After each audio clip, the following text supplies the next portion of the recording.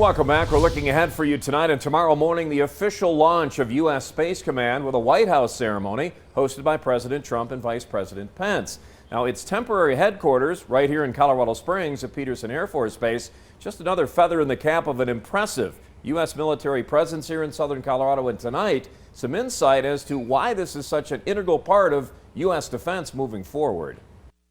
Basically, war fighting in space. You know, the things that are going on in space right now really threaten our ability to operate freely in space.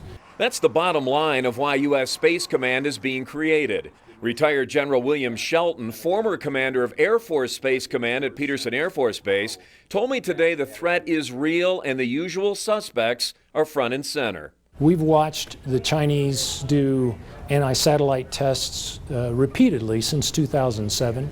We've watched the Russians conduct space tests of their own.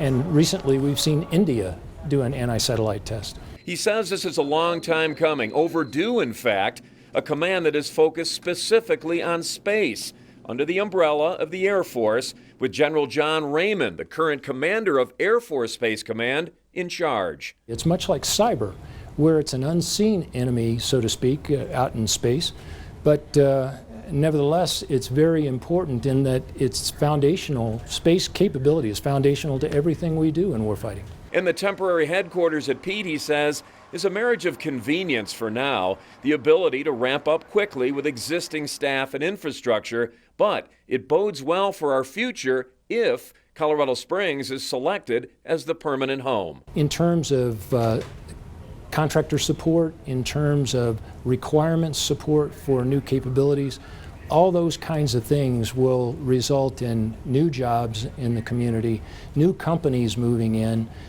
companies who are already here probably expanding their roles as well. So it'll be an economic engine, no doubt. Well, U.S. Space Command is the first step in the creation of the U.S. Space Force, approved by President Trump in February, establishing a new military branch to go along with the Army, Navy, Air Force, Marines, and Coast Guard. Right now, pending congressional approval, expected to be up and running in the next couple of years.